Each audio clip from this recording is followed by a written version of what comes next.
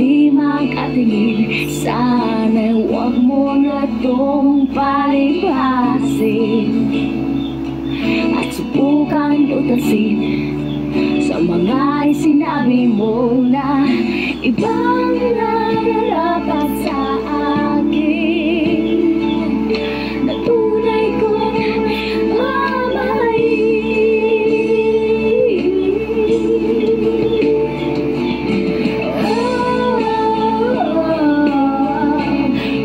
Huwag mong sasabihin na hindi mo nadama yung pag-ibig kong hanggang ibigay kay pagkalayan mo.